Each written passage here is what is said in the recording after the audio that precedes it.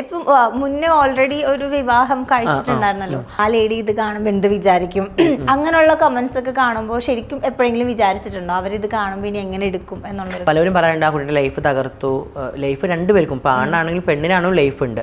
പിന്നെ ഒരു ലൈഫിൽ നമ്മൾ കൂടുതൽ നമുക്ക് പറ്റിയിട്ടില്ല എന്നുണ്ടെങ്കിൽ ഇപ്പോൾ ഒരുപാട് പേര് ഡിവോഴ്സ് ചെയ്യുന്നുണ്ട്.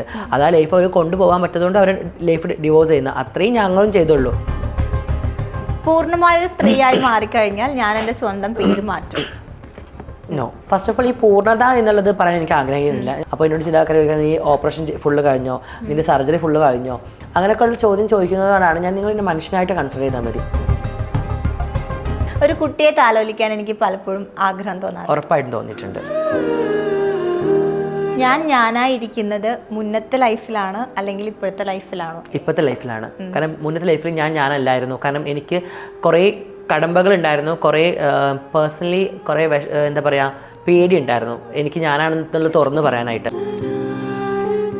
സർജറി ചെയ്യാൻ പേടിയായിരുന്നു എന്ന് ഒരിക്കൽ പറഞ്ഞിട്ടുണ്ടായല്ലോ, ഇപ്പൊ ആ ഒരു പേടി മാറ്റി? പേടി ഇപ്പോഴും ഉണ്ട്. സർജറി എന്നല്ല, എനിക്ക് പൊതുവേ ഒരു ഇഞ്ചക്ഷൻ ചെയ്യുന്നതൊക്കെ അത് അന്ന് വലിയ ട്രോളായിരുന്നു. ഇഞ്ചക്ഷൻ കുത്തുന്നത് പ്രശ്നമില്ല, വേറെ പലതും കുത്തുന്നത്.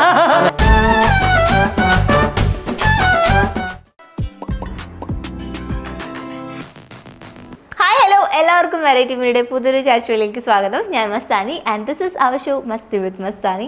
ഇന്ന് എൻ്റെ കൂടെയുള്ള ഒരു ഗസ്റ്റിനെ കുറിച്ച് പ്രത്യേകിച്ച് പറയേണ്ട ആവശ്യങ്ങളൊന്നുമില്ല. കാരണം നമ്മൾ എവിടെ നോക്കിയാലും ഇദ്ദേഹത്തിൻ്റെ തല, ഇദ്ദേഹത്തിൻ്റെ ഫുൾ ഫിഗറാണ് കാണുന്നത്. The most beautiful trans women എന്ന് എനിക്ക് വിളിക്കേണ്ടി വരും ഞാൻ കണ്ടതിൽ വെച്ചിട്ട്. So I would like to welcome Jasi. Thank you Mastani. Hi.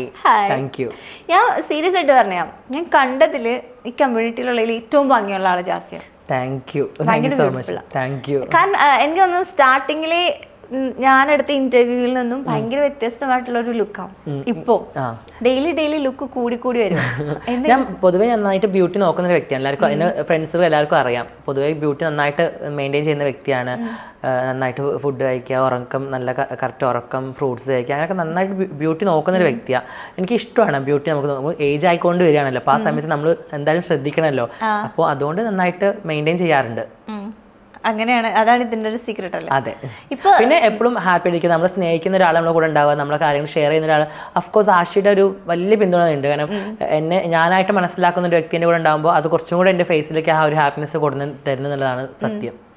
Okay. പക്ഷേ ഈ ഇത്രയും വിഷമങ്ങൾക്കിടയിലും എങ്ങനെ ഇത്ര അടിപൊളി കോസ്റ്റ്യൂംസ് ഒക്കെ ഒപ്പിക്കുന്നത്?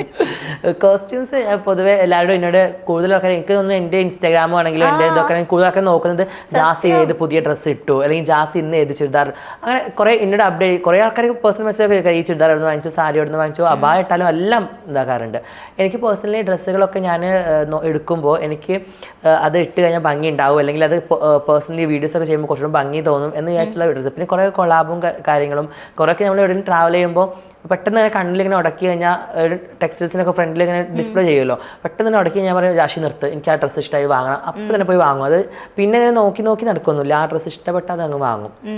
അപ്പം മൊത്തം എത്ര ഡ്രസ്സ് ഉണ്ട്? നേരത്തെ പറയണ കേട്ടു ഒരിക്കലിട്ട ഡ്രസ്സ് പിന്നെ ഇടില്ല. കുറേ ഡ്രസ്സ് ഉണ്ട്. എൻ്റെ വീഡിയോസ് ആണെങ്കിലും നിങ്ങൾക്ക് നോക്കിയാൽ മനസ്സിലായി, ഞാൻ ഒരിക്കലിട്ട ഡ്രസ്സ് പിന്നെ ഇടാറില്ല. പിന്നെ എൻ്റെ ഫ്രണ്ട്സുകൾക്ക് ഞാൻ കൊടുക്കാറുണ്ട് ഡ്രസ്സ്, ചേച്ചിമാർക്ക് കൊടുക്കാറുണ്ട്, അങ്ങനെയൊക്കെ. പിന്നെ ചില ആൾക്കാരൊക്കെ പേഴ്സണലി മെസ്സേജ് അയക്കാറുണ്ട്, ഞങ്ങൾ പഠിക്കുന്ന കുട്ടികൾ ആ ഡ്രസ്സൊന്നും അങ്ങനെ ഇതില്ല, ഞങ്ങൾ ആ ഡ്രസ്സ് അയച്ചു ചേച്ചി ഇടാത്ത കുറച്ച് ഡ്രസ്സുകൾ കൊറിയർ അയച്ചു തരുമെന്നൊക്കെ പറയുമ്പോൾ ഞാൻ അയച്ചു കൊടുക്കാറുണ്ട്. അങ്ങനെ 3-4 പേർക്ക് ആ ഡ്രസ്സ് അയച്ചു കൊടുത്തിട്ടുണ്ട്. എന്നാലും ഇപ്പൊ എത്ര ഡ്രസ്സസ് ഉണ്ടാവും? എത്ര ഷെൽഫ് ഉണ്ട്? ഷെൽഫ് എനിക്ക് നാട്ടിൽ കുറ്റിപ്പുറം എൻ്റെ വീട്ടിലുണ്ട്, ഇവിടെയുണ്ട്. ഇവിടെയും എനിക്ക് തോന്നുന്നു പാവം ആശയത്തൊക്കെ ഒരു മൂലൊക്കെയുള്ളത്. എൻ്റെ ഡ്രസ്സാണ് കൂടുതലുള്ളത് എനിക്ക്. സ്വാഭാവികം. ഈ ഞാൻ നേരത്തെ പറഞ്ഞ പോലെ നല്ല ഭംഗി എന്ന് പറയുമ്പോൾ ഇപ്പം നിങ്ങളാണെങ്കിൽ കുറെ ട്രീറ്റ്മെന്റ്സും ഹോർമോൺസ് ഒക്കെ എടുക്കുന്നുണ്ട്. അപ്പൊ അതൊക്കെ എന്തൊക്കെ ട്രീറ്റ്മെന്റ്സ് ഇപ്പൊ ചെയ്യുന്നു? ഞാൻ ഇപ്പോൾ ചെയ്യുന്ന ട്രീറ്റ്മെന്റ്സ് എന്ന് പറയുന്നത് ഒന്ന് ഹോർമോൺ എടുക്കുന്നുണ്ട്, പിന്നെ ലേസർ ചെയ്യുന്നുണ്ട്. അല്ലാണ്ട് കോസ്മെറ്റിക് ട്രീറ്റ്മെന്റ് ഒന്നും ഇതുവരെ ചെയ്തിട്ടില്ല. ഇനി ഭാവിയിൽ ചെയ്യുമെന്ന് അറിയില്ല, ഇതുവരെ ഞാൻ ചെയ്തിട്ടില്ല. പിന്നെ നമ്മൾ മെയിൻറ്റെയിൻ ചെയ്യാം. ഇനിയിപ്പോൾ ആരായാലും ഇനിയിപ്പോൾ ഏതായാലും നമ്മളെ ഉള്ള ബ്യൂട്ടി മെയിൻറ്റെയിൻ ചെയ്യുക. ഇപ്പം ഞാൻ വീട്ടിലുള്ള റെമഡീസൊക്കെ ചെയ്യുന്ന വ്യക്തിയാണ്. എപ്പോഴും പാർലറിൽ പോയിട്ടുള്ള അങ്ങനെയുള്ള വ്യക്തിയൊന്നുമല്ല, എപ്പോഴെങ്കിലും ഒരു വട്ടം പോയിട്ട് ക്ലീനപ്പ് ഒക്കെ ചെയ്യുന്ന വ്യക്തിയാണ്. പക്ഷെ നോർമലി വീട്ടിൽ തന്നെ ഞാൻ നോർമലി ഒരു അമ്മമാർ ചെയ്യുന്ന പോലെ എല്ലാ കാര്യം ചെയ്യുന്ന, ഡ്രസ്സ് അലക്കുന്നതാണ്, ഫുഡ് ഉണ്ടാക്കുന്നതാണ്, അതേപോലെ വീട് ക്ലീൻ ചെയ്യുന്നതാണ്. അതിൻ്റെയൊക്കെ ഇടയ്ക്ക് നമ്മൾ അതുകൊണ്ടും കൂടി സമയം കണ്ടെത്തണം, അത്രയേ ഉള്ളൂ. ഈ ഞാൻ നോക്കുമ്പോൾ ഇപ്പൊ ഈ റീസെന്റ് തന്നെ കുറേ ഇന്റർവ്യൂസ് കൊടുത്തിട്ടില്ലേ? അപ്പൊ ഒരു മാസം എത്ര ഇന്റർവ്യൂസാ കൊടുക്കുന്നത്? എൻ്റെ പല ഫ്രണ്ട്സും പറയും ജാസിയുടെ ഇന്റർവ്യൂ തുറന്നു കഴിഞ്ഞാൽ ഫുൾ ഇന്റർവ്യൂ ആണ്. ഏറ്റവും കൂടുതൽ ഇന്റർവ്യൂ കൊടുത്തതിനുള്ള അവാർഡ് ജാസിക കിട്ടുന്നത്. അല്ല, എന്നെ കുറിച്ച് അറിയാൻ ആൾക്കാർക്ക് ഇഷ്ടപ്പെടുന്നുണ്ട്, ആഗ്രഹിക്കുന്നുണ്ട്. അപ്പോൾ അതുകൊണ്ട് നമ്മൾ അവരെ വിളിക്കുമ്പോൾ പോയി ഇന്റർവ്യൂ ചെയ്യുക, അത്രേ ഉള്ളൂ. ചിലതൊക്കെ നമുക്ക് ഇന്റർവ്യൂവിലും കുറേ ട്രോൾസ് വരാറുണ്ട്, അതിൽ നിന്നും കുറേ ഷോർട്സ് ഒക്കെ എടുത്ത് ആൾക്കാർ റിയാക്ടിങ് വീഡിയോസ് ചെയ്യാറുണ്ട്, അങ്ങനെയൊക്കെ ഉണ്ടാവാറുണ്ട്. ഇന്റർവ്യൂ എനിക്കിഷ്ടമാണ്, എന്നെ കുറിച്ച് ഒരാൾക്ക് പറയുന്നതും ഇങ്ങനെ എപ്പോഴും ഇങ്ങനെ ലൈവായി നിൽക്കുന്നതൊക്കെ വളരെ ഇഷ്ടമുള്ള കാര്യമാണ്. എന്നാൽ ഏറ്റവും കൂടുതൽ എത്ര വരെ ഇന്റർവ്യൂസ് പോയിട്ടുണ്ട് ഒരു മാസം? എത്ര കൗണ്ട് വരെ? ഒരു മാസം ഞാനൊരു 6-7 ഇന്റർവ്യൂ കൊടുത്തിട്ടുണ്ട് ഒരു മാസം. അത് കൂടാണ്ട് കുറെ ഓൺലൈൻ.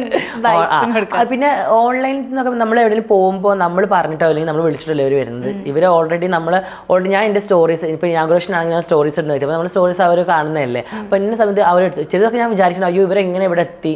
ചില മേക്കപ്പ് വീഡിയോസിനൊക്കെ വേണ്ടി പോകുന്ന സമയത്ത് ഞാൻ വിചാരിക്കണം അയ്യോ ഇവരൊക്കെ എങ്ങനെയാണ് ഞാൻ പറയാണ്ട് ഇവിടെ എത്തിയത്, അല്ലെങ്കിൽ എങ്ങനെയാണ് ഇവരൊക്കെ ഇവിടെ എത്തുന്നത് എന്നുള്ളത് ഞാൻ ചിന്തിക്കാറുണ്ട്. നമ്മളെ കുറിച്ച് അറിയാൻ ആൾക്കാർ ഇഷ്ടപ്പെടുന്നുണ്ടതുകൊണ്ടായിരിക്കും പാവങ്ങൾ അവരൊക്കെ വരുന്നത്. ഓക്കെ, നമ്മൾ ഇപ്പം ഇന്റർവ്യൂ എടുക്കാന്ന് വെച്ചാൽ എന്താ ജാസിനോട് ചോദിക്കുക, കാരണം എല്ലാം ചോദിക്കുന്നത്. നമുക്ക് ചെറിയ കുഞ്ഞു ഗെയിംസിലൂടെയൊക്കെ വിവരങ്ങളും വിശേഷങ്ങളൊക്കെ അറിഞ്ഞു പോവാം. അപ്പൊ ഞാനൊരു യെസ് ഓർ നോ ഗെയിമാണ് ഉദ്ദേശിക്കുന്നത്. കാർഡ് തരും. അപ്പൊ ഞാൻ ചോദിക്കുന്ന ചോദ്യങ്ങൾ യെസ് ആണെങ്കിൽ യെസ് എന്നും നോ ആണെങ്കിൽ നോ എന്നും കാണിച്ചാൽ മതി. എന്തുകൊണ്ട് എന്നും കൂടി കാരണം പറയണം. Simple, very simple questions. Okay, Jassi ഇപ്പം വേറൊരു വ്യക്തിയായി ആയിക്കൊണ്ടിരിക്കുകയാണല്ലോ, ആ ഒരു പ്രോസസ്സിന് ഇഷ്ടപ്പെടുന്നുണ്ടോ? ഉറപ്പായിട്ടും എനിക്ക് ഭയങ്കര ഇഷ്ടമാണ്. കാരണം ഞാൻ പല സമയത്തും എൻ്റെ സ്വന്തം സ്വത്വത്തെ പറയാൻ പേടിച്ചൊരു വ്യക്തിയായിരുന്നു. ഫാമിലി ഉള്ളതുകൊണ്ടും ഉപ്പാൻ്റെ ഫാമിലി അങ്ങനെയൊക്കെ ഉള്ളത് പേടിച്ചിട്ട് നടന്നൊരു വ്യക്തിയാണ്. അപ്പോൾ എൻ്റെ ചില ഫ്രണ്ട്സുകളൊക്കെ അറിയാം ഞാൻ എന്താണെന്നുള്ളത്, പക്ഷെ എന്നാലും അത് തുറന്ന് പറയാനൊരു പേടി ഉണ്ടായിരുന്നു. പക്ഷേ ഇപ്പോൾ അത് തുറന്ന് പറഞ്ഞിട്ട് ഞാൻ അതിൻ്റെ ആ മാറ്റങ്ങൾ എന്നിൽ കണ്ടുവരുമ്പോൾ അത് പേഴ്സണലി ഭയങ്കരമായിട്ട് ഞാൻ ഹാപ്പിയാണ്. ഭയങ്കരമായിട്ട് ആ മാറ്റങ്ങൾ ഞാൻ നന്നായിട്ട് നോക്കി കാണുന്നുണ്ട്. ഇഷ്ടമാണ് എനിക്ക്. ഇപ്പം മുന്നേ ഓൾറെഡി ഒരു വിവാഹം കഴിച്ചിട്ടുണ്ടായിരുന്നല്ലോ, അപ്പോൾ ആ ലേഡി ഇപ്പം ഈ കാണുന്ന വീഡിയോസ് കാണുമ്പോൾ കുറെ കമന്റ്സ് കണ്ടും ആ ലേഡി ഇത് കാണുമ്പോൾ എന്ത് വിചാരിക്കും, അങ്ങനെയുള്ള കമന്റ്സ് ഒക്കെ കാണുമ്പോൾ ശരിക്കും എപ്പോഴെങ്കിലും വിചാരിച്ചിട്ടുണ്ടോ അവരിത് കാണുമ്പോൾ ഇനി എങ്ങനെ എടുക്കും എന്നുള്ളൊരു? ഇല്ല, ഞാൻ ഓൾറെഡി അല്ലേ നോ, അത് ഓൾറെഡി എന്താണെന്നറിയോ, ഞാൻ ഓൾറെഡി ആ കുട്ടി കുറച്ച് ബോൾഡ് ആയിട്ടുള്ള കുട്ടിയാണ്. പലരും പറയാറുണ്ട് ആ കുട്ടിയുടെ ലൈഫ് തകർത്തു. ലൈഫ് രണ്ടുപേർക്കും, ഇപ്പോൾ ആണാണെങ്കിലും പെണ്ണിനാണെങ്കിലും ലൈഫ് ഉണ്ട്. പിന്നെ ഒരു ലൈഫിൽ നമുക്ക് പറ്റിയിട്ടില്ല എന്നുണ്ടെങ്കിൽ ഇപ്പോൾ ഒരുപാട് പേര് ഇപ്പോൾ ഡിവോഴ്സ് ചെയ്യുന്നുണ്ട്.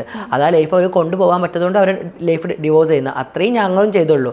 നമ്മൾ രണ്ടുപേർക്കും ലൈഫ് ഉണ്ട്, രണ്ടുപേരും ഒരു എന്താ പറയുക സ്ട്രഗിൾ ചെയ്ത് അല്ലെങ്കിൽ ഭയങ്കര ബുദ്ധിമുട്ടിയിട്ടൊരു ലൈഫ് കൊണ്ടുപോകേണ്ട ആവശ്യമില്ലല്ലോ. അപ്പോൾ അതുകൊണ്ട് ആ ലൈഫ് അങ്ങ് മാറ്റി വെച്ചേ ഉള്ളൂ. പിന്നെ ആ കുട്ടി അത്യാവശ്യം ബോൾഡായിട്ട് ചിന്തിക്കുന്ന കുട്ടിയായതുകൊണ്ട് ആ കുട്ടിക്ക് അത് വലിയ സീനായിട്ട് തോന്നുന്നു എനിക്ക് തോന്നുന്നില്ല. ഇല്ല. ഓക്കെ, ഈ ജേണിയിൽ, അതായത് ഈ ഒരു ജേണിയിൽ എപ്പോഴെങ്കിലും ഇങ്ങനെ സന്തോഷം കൊണ്ട് കണ്ണ് നിറഞ്ഞ മുഹൂർത്തങ്ങൾ ഉണ്ടായിട്ടുണ്ടോ? ഭയങ്കര മലയാളമായി പോയല്ലേ?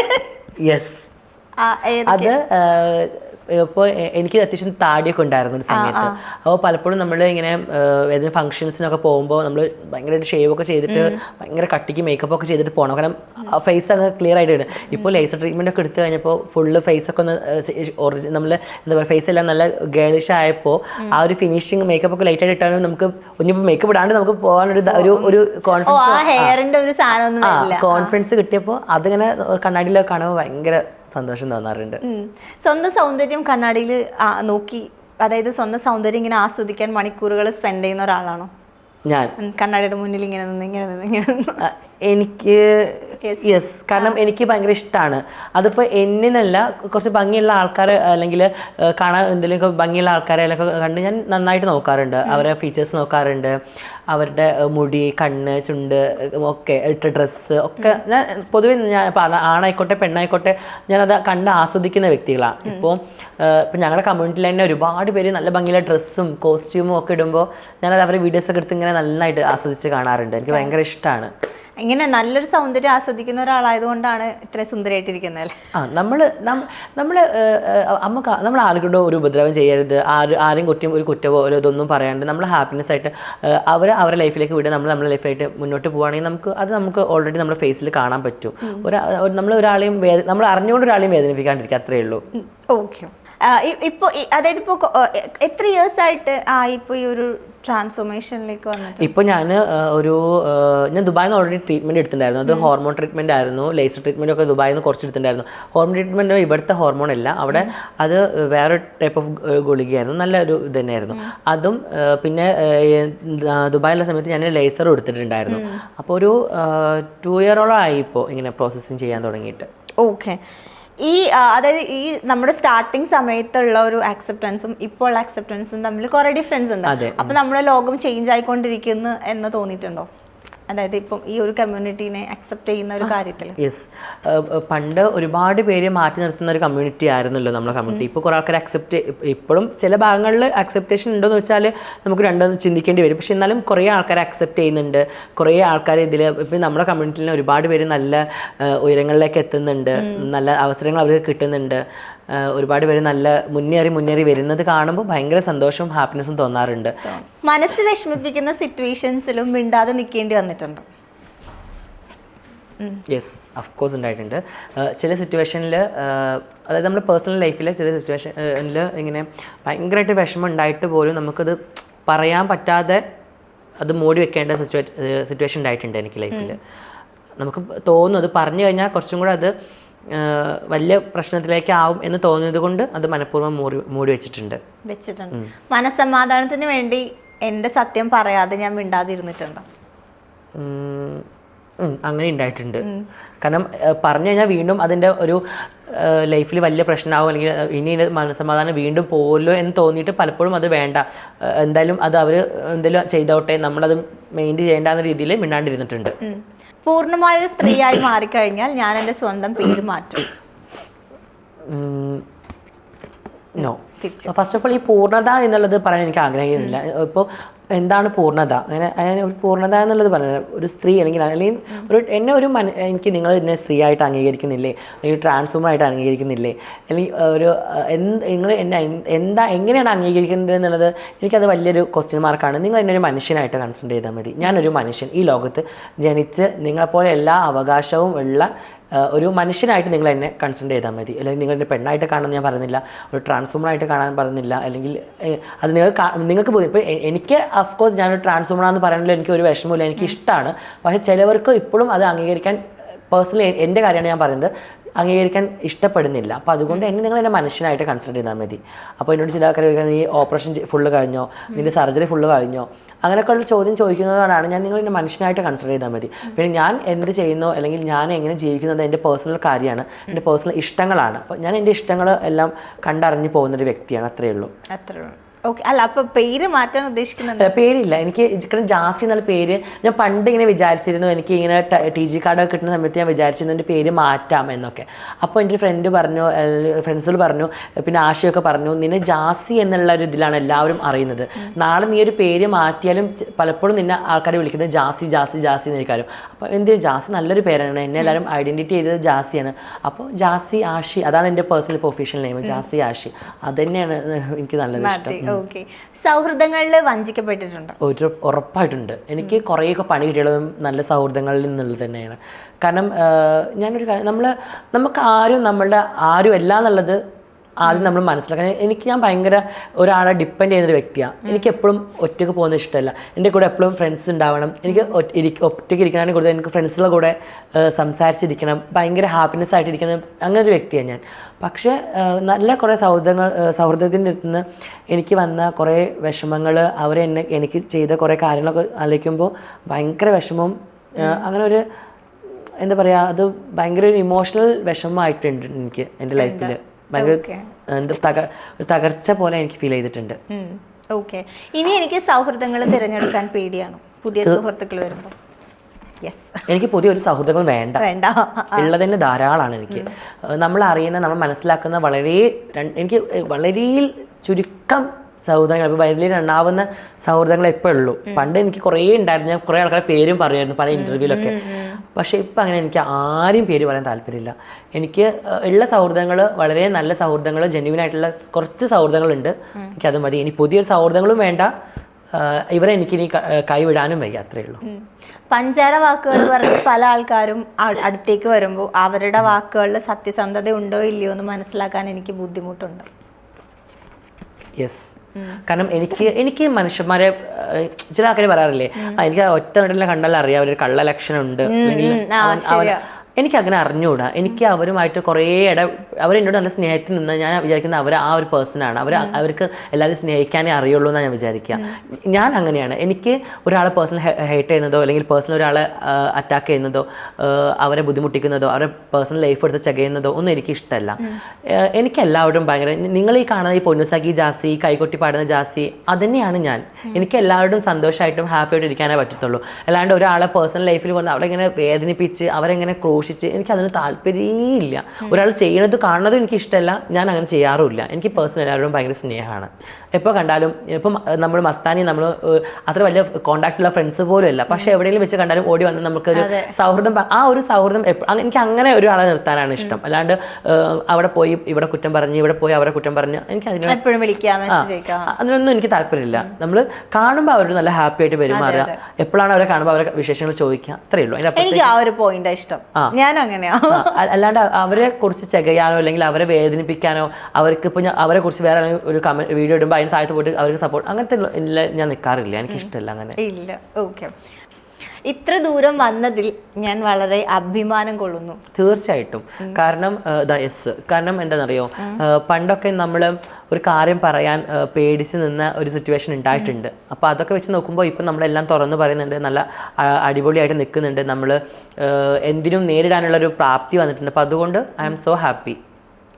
ഞാനായിരിക്കുന്നത് മുന്നത്തെ ലൈഫിലാണ് അല്ലെങ്കിൽ ഇപ്പോഴത്തെ ലൈഫിലാണോ? ഇപ്പോഴത്തെ ലൈഫിലാണ്. കാരണം മുന്നത്തെ ലൈഫിൽ ഞാനല്ലായിരുന്നു. കാരണം എനിക്ക് കുറേ കടമ്പകളുണ്ടായിരുന്നു, കുറേ പേഴ്സണലി കുറേ എന്താ പറയുക പേടി ഉണ്ടായിരുന്നു എനിക്ക് ഞാനാണെന്നുള്ളത് തുറന്ന് പറയാനായിട്ട്.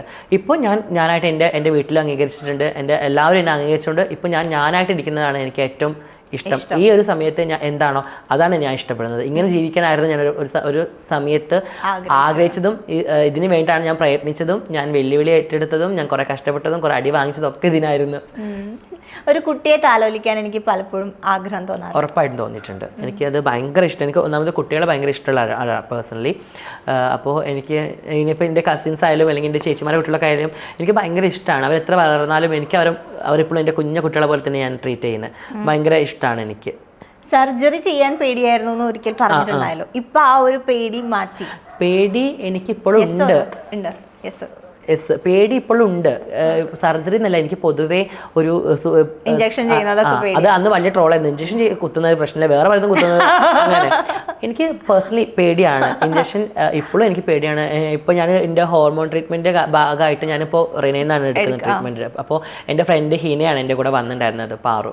അപ്പോൾ ഞങ്ങൾ ബ്ലഡ് ടെസ്റ്റിന് വേണ്ടി പോയ സമയത്ത് ഒരു വലിയ സിറിഞ്ചാണ് അതിൽ. കാരണം വലിയ സിറിഞ്ചിൽ ബ്ലഡ് കുറേ എടുത്തിട്ട് എല്ലാറ്റിലേക്കും ഇങ്ങനെ കുറച്ച് ഇങ്ങനെ വെക്കുന്നതാണ്. ഒരു 3-4 ഇതുണ്ട്, അതിലേക്കൊക്കെ ഇങ്ങനെ ബ്ലഡ് ആക്കി വെക്കണം. അപ്പോൾ വലിയ സിറിഞ്ചിൽ ഇങ്ങനെ ബ്ലഡ് എടുത്തോണ്ടേ ഇരിക്കുക. അപ്പോൾ ഞാനിങ്ങനെ കുത്തുന്നതിന് മുമ്പ് ഒരു മിനിറ്റ് അപ്പോൾ എന്നോട് പാറു പറയും എന്താ ജാസ്തി കാണിക്കുന്നത് നിൽക്ക്, പിന്നെ ഒരു മിനിറ്റ് ഞാൻ ഒന്ന് പ്രിപ്പയർ ആവട്ടെ. എനിക്ക് അങ്ങനെ ഇപ്പോഴും ഉണ്ടാ പേടി. പക്ഷേ എന്തായാലും നമ്മൾ ഇറങ്ങി തിരിച്ചു. ഞാൻ എന്തായാലും ഞാനായിട്ട് എന്നെ കാണാൻ എനിക്ക് ഭയങ്കര ഇഷ്ടമാണ്. അപ്പോൾ അതുകൊണ്ട് ആ പ്രോസസ്സ് നമ്മൾ എന്തായാലും ചെയ്തേ പറ്റുള്ളൂ. ഞാനത് ചെയ്യാൻ തീരുമാനിച്ചൊരു വ്യക്തിയും കൂടിയാണ്. ഓക്കെ. ഞാൻ ഈ ടാസ്കിന്റെ ഭാഗം അല്ലാണ്ട് ഞാൻ വേറൊരു ചോദിക്കുന്നതാണ്. നോർമലി ട്രീറ്റ്മെന്റ്സ് എടുക്കുന്നുണ്ട്, അപ്പോൾ ഒരു ഫെമിനിയൻ രീതിയിലേക്ക് മാറാനാണല്ലോ. അപ്പം ജന്മന ഒരു ആയിരുന്നല്ലോ. അപ്പൊ ഒരു പുരുഷന്റെ കരുത്തല്ലേ ജാസിക്കുള്ളത്. അപ്പൊ ഈ ട്രീറ്റ്മെന്റ്സ് എടുക്കുന്നത് മൂലം ഇപ്പൊ ഫൈറ്റ് ചെയ്യുന്ന സമയത്ത് ഒരു പുരുഷന്റെ കരുത്തായിരിക്കും അല്ലെങ്കിൽ ഒരു സ്ത്രീയുടെ കരുത്തായിരിക്കും വരുന്നത്? എല്ലാം അത് ഇപ്പം നമ്മൾ എന്താണെന്നുള്ളത് നമ്മൾ സ്വത്തം നമ്മൾ തിരിച്ചറിയാം, അത്രേ ഉള്ളൂ. അതിനപ്പുറത്തേക്ക് ഇപ്പം ഞാൻ പൊതുവേ പണ്ട് മുതലേ ഞാൻ ഭയങ്കര ഗേളിഷനെയായിരുന്നു. ഞാൻ ആൺകുട്ടിയുടെ കൂടെ കളിക്കാൻ പോകാൻ എനിക്ക് ഭയങ്കര മടിയായിരുന്നു. ഞാൻ പെൺകുട്ടികളുടെ കൂടെയായിരുന്നു എനിക്ക് കൂടുതൽ ആൾക്കാർ അറ്റാച്ച്മെൻറ്റും എൻ്റെ ഫ്രണ്ട്സുകളും കൂടുതൽ പെൺകുട്ടികളായിരുന്നു. പിന്നെ നോർമലി നമ്മളിപ്പോൾ ഈ ട്രീറ്റ്മെൻറ്റ് എടുക്കുമ്പോഴും കാര്യങ്ങളൊക്കെ ചെയ്യുമ്പോഴും നമ്മളൊരു നോർമലി നമുക്കൊരു ഒതുക്കം വരും. ലൈക്ക് നമ്മളൊരു പെൺകുട്ടി അല്ലെങ്കിൽ ഒരു ട്രാൻസ് വുമൺ ആയി മാറുമ്പോൾ നമുക്ക് പേഴ്സണലി നല്ലൊരു ഒതുക്കം വരാനുണ്ട്. നമ്മളായി നിൽക്കുമ്പോൾ നമ്മൾ പണ്ടത്തെ പുരുഷന്മാരെ പോലെ നമ്മൾ നെഞ്ഞു വിരിച്ച് നിൽക്കുന്നില്ല. നമ്മൾ കുറച്ച് ഒതുങ്ങി നല്ല ഒരു ഇതായിട്ട് ഞാൻ പേഴ്സണലി എൻ്റെ കാര്യമായിട്ടാണ് പറയുന്നത്. എനിക്ക് ഭയങ്കര ഒതുക്കം വന്നിട്ടുണ്ട്. പണ്ടത്തെ പോലെ ആ ഒരു അതൊന്നും എനിക്കില്ല. എനിക്കത് ഭയങ്കരമായിട്ടത് മാറി. ഞാൻ ഭയങ്കരമായിട്ടൊരു എന്താ പറയുക ഒരു ഭയങ്കര ഒരു ഒതുക്കം വന്ന പോലെ. അപ്പൊ ഞാൻ ചിന്തിക്കാറുണ്ട്, പണ്ടൊക്കെ ഞാൻ അത്രയും സ്ട്രോങ് ആയിരുന്നു, ഇപ്പൊ ഞാൻ അത്ര സ്ട്രോങ് അല്ല. കാരണം ആ ഒരു ഒതുക്കത്തിലേക്ക് മാറി എന്നുള്ളതാണ്. പക്ഷെ പഞ്ചടിക്കാൻ വന്ന കറക്റ്റ് ശക്തി അറിയാൻ പറ്റൂലേ?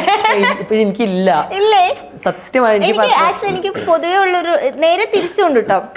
ഇപ്പം ഒരു സ്ത്രീ പുരുഷനാകാൻ ട്രൈ ചെയ്യുമ്പോൾ എനിക്ക് തോന്നാറുണ്ട്, ഇപ്പൊ നമുക്ക് ജന്മന ഒരു കരുത്തുണ്ടാവുമല്ലോ, അത് എവിടെയായിരിക്കും നിൽക്കുന്നതെന്ന് എനിക്ക് എപ്പോഴും എനിക്ക് ആ ഒരു കരുത്ത് ഭയങ്കര ലോ ആണ്. പണ്ടത്തെ പോലെ നമുക്ക് പണ്ടൊക്കെ ഞാൻ നമുക്ക് ഓടിച്ചാടി നടക്കാൻ നമുക്ക് ഭയങ്കര ഇതായിരിക്കും. ഇപ്പൊ എനിക്ക് അങ്ങനെ ഒരു സ്ട്രെങ്ത് ഇല്ല, എനിക്ക് അറിയില്ല എന്താന്നുള്ളത്. ഇപ്പൊ എനിക്ക് ഞാൻ ഭയങ്കര വീക്കാണ്. എനിക്ക് പ്രോപ്പറായിട്ട് റെസ്റ്റും കാര്യങ്ങളും ഭയങ്കരമായിട്ട് വേണം, അല്ലെങ്കിൽ ഭയങ്കരമായിട്ട് ഡൗൺ ആയിട്ട് അങ്ങ് പോകും ഞാൻ. ഈ ട്രീറ്റ്മെന്റ്സ് എടുക്കുന്നതുകൊണ്ട് എന്തെങ്കിലും സൈഡ് എഫക്ട്സ് ഒക്കെ വരാറുണ്ടോ? ഇല്ല, എനിക്ക് അങ്ങനെ ഇതുവരെ നമ്മളിപ്പോൾ എടുക്കുന്ന ഹോർമോൺ മാത്രമാണ്, അല്ല അങ്ങനെ ഒന്നും ഉണ്ടായിട്ടില്ല. ചില സമയത്ത് ഇങ്ങനെ കുറേ എന്താ പറയുക, നമ്മൾക്ക് ഇങ്ങനെ ഓരോ ഇതേപോലെ കുറേ പ്രശ്നത്തിലൊക്കെ പെടുന്ന സമയത്ത് നമുക്ക് കുറച്ചും കൂടെ ഡിപ്രഷൻ കുറച്ചും കൂടെ ഹൈ ലെവലിൽ വരാറുണ്ട്, അത്രയേ ഉള്ളൂ. അല്ലാണ്ട് വേറെ പ്രശ്നങ്ങളൊന്നും ഉണ്ടായിട്ടില്ല ഇതുവരെ. ഇല്ല.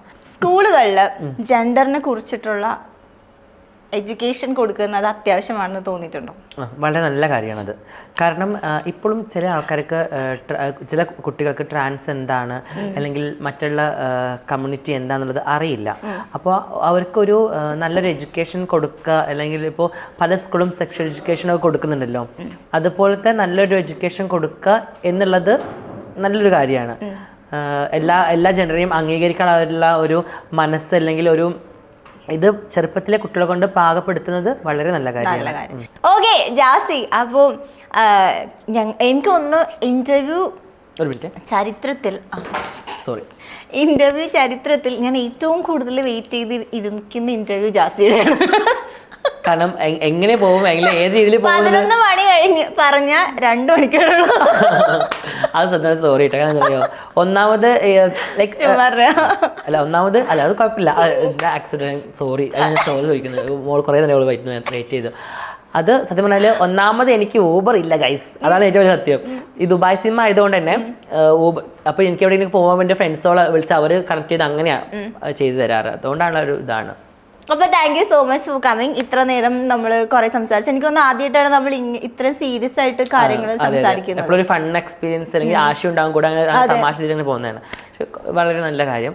കുറച്ച് കാര്യങ്ങൾ പറയാനുള്ളത് തുറന്ന് പറയുന്നത് വളരെ നല്ല കാര്യമാണ്. തുറന്ന് പറയണം, അതിനല്ലേ ഞാൻ ഇത്ര നേരം വെയിറ്റ് ചെയ്ത് കുത്തി പറയിപ്പിക്കുകയാണ്.